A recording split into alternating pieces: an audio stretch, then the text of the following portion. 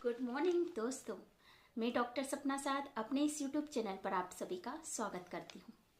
दोस्तों, आज हम प्रेगनेंसी के टॉपिक को और आगे बढ़ाते हैं। आज हम बात करेंगे सेकेंड ट्राइमेस्टर की। मैंने आपको बताया था फर्स्ट ट्राइमेस्टर 3 मंथ का होता है और सेकेंड ट्राइमेस्टर भी 3 मंथ का होता है। इसके अंदर 4, 5 और 6 मंथ कंप्लीट होते हैं, है ना। तो आज हम इस बारे में बात करेंगे कि इसमें क्या क्या सिम्टम आते हैं और हमें क्या क्या उसमें करना चाहिए, ठीक है। फर्स्ट ट्राइमेस्टर के बारे में तो आप बिल्कुल निश्चिंत हो गए होंगे, सब कुछ समझ में आ गया होगा। यदि आपको कोई डाउट हो और कुछ इंक्वायरी आपको क्वेरी करनी हो तो मुझे कमेंट कर सकते हैं आप वीडियो के नीचे, तो मैं आपको उस बारे में अगले वीडियो में बता दूंगी, ठीक है।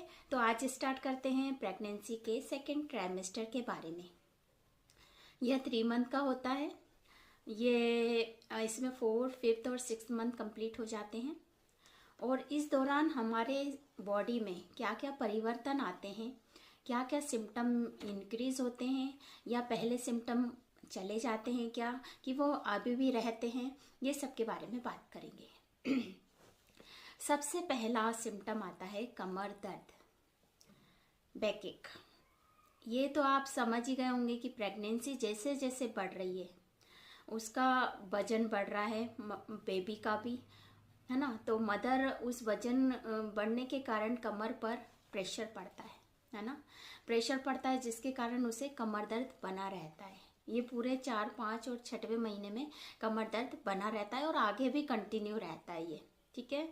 इसके बाद आता है एक नया सिम्टम जो आपने सोचा भी नहीं होगा, पर मैं आपको बता देती हूँ। यदि ये कंप्लेंट आपके साथ आए तो आप घबराइएगा नहीं, क्योंकि ये प्रेगनेंसी के सेकेंड ट्राइमेस्टर में आने वाला एक मेन सिम्टम है और इससे सब घबरा जाते हैं कि ये क्या हो गया, ये प्रेगनेंसी का इससे क्या रिलेशन, पर है। सेकेंड पॉइंट है मसूड़ों से ब्लीडिंग होना, या टीथ से रिलेटेड जो भी प्रॉब्लम है वो बाहर आना, ठीक है। ये क्यों होता है? ये हार्मोनल चेंजेस के कारण होते हैं। हार्मोनल चेंजेस के कारण मसूड़ों में सूजन होती है और कभी कभी ब्लीडिंग होने लगती है। तो इसके लिए घबराइएगा मत, आप अपने डॉक्टर से सलाह लीजिएगा, ठीक है। ये ठीक हो जाएगा। और अपनी ओरल हेल्थ पर ध्यान दीजिएगा, डेली उनकी सफाई करिएगा, ब्रश करिएगा, अच्छे टूथपेस्ट का इस्तेमाल करिएगा, ठीक है। आगे बढ़ते हैं। जो सिम्टम फर्स्ट ट्राइमेस्टर में था, ब्रेस्ट पेन। आप ब्रेस्ट का साइज जो होता है ना इंक्रीज हो जाता है। ये सेकेंड ट्राइमेस्टर में ज़्यादा से ज़्यादा फैट के कारण ब्रेस्ट का साइज बढ़ जाता है और इसका साइज इसलिए भी बढ़ता है क्योंकि बेबी होने वाला है तो कुछ ड्यूरेशन बाद तो मिल्क के लिए तैयार होते हैं ब्रेस्ट, मिल्क प्रोडक्शन के लिए, ठीक है। तो उसकी प्रोसेस चलती है कि बेबी होगा तो उसके ब्रेस्ट फीडिंग के लिए उसमें मिल्क बनने की प्रक्रिया शुरू होती है। इस कारण ब्रेस्ट का साइज भी बढ़ जाता है। अब आगे बात करते हैं। मैंने आपको बताई थी अभी कि मसूड़ों से ब्लीडिंग होती है। एक और सिम्टम देखने को मिलता है इस टाइम पे, वो है नाक से खून आना।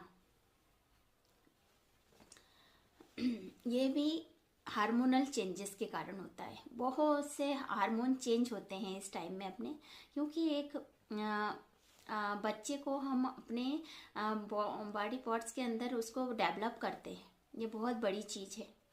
इस कारण हार्मोनल चेंजेस तो बनता है।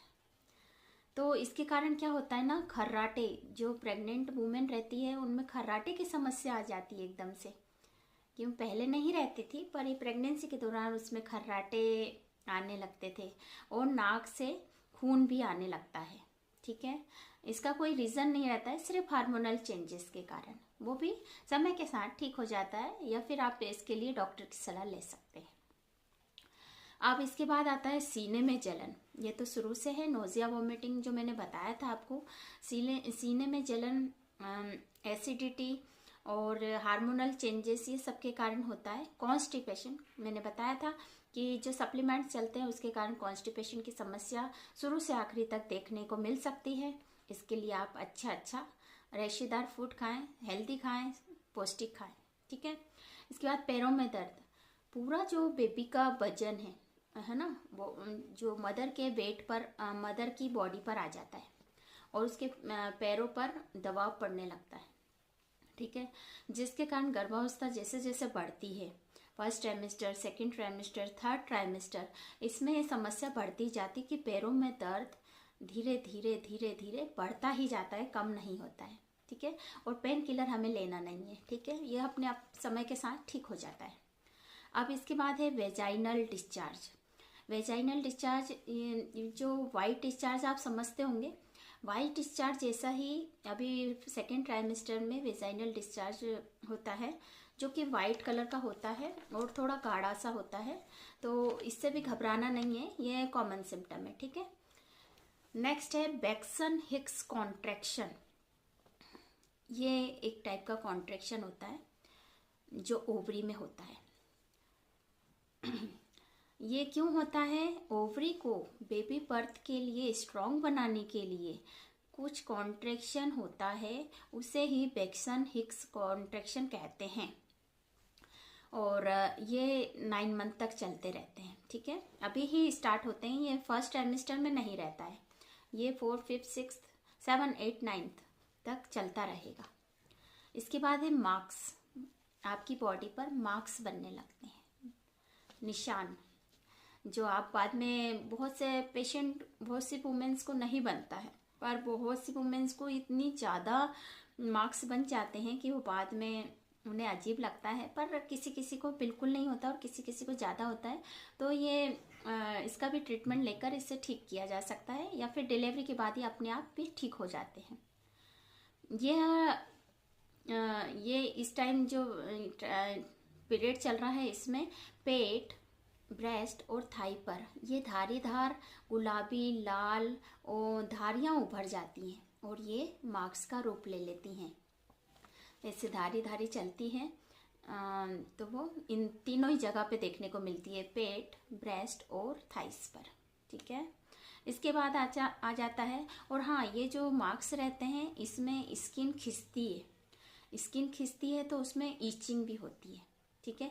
और एक बात का ध्यान रखिएगा, जितनी भी ईचिंग हो उसे खुजलाना नहीं चाहिए, क्योंकि ये मार्क्स को और बढ़ा देते हैं और ये फिर लाइफ टाइम नहीं जाते हैं, इसलिए इन स्ट्रेच मार्क्स को खुजलाना नहीं चाहिए। आप कुछ मॉइस्चराइज़र या कोई मेडिकेटेड क्रीम लगा सकते हैं, ठीक है। इसके बाद है वेरिकोज वेन। बेबी की ग्रोथ धीरे धीरे स्टार्ट हो जाती है, होने लगती है, तो जो मदर के पैरों पर जो प्रेशर आता है उसके कारण जो पैर हैं उसके ब्लड फ्लो को कम हो जाता है, और जिससे कि जो अंदर की नसें हैं पैरों की वो सूज जाती है और वो बाहर की तरफ उभर जाती हैं, इसी को ही वेरिकोज वेन कहते हैं।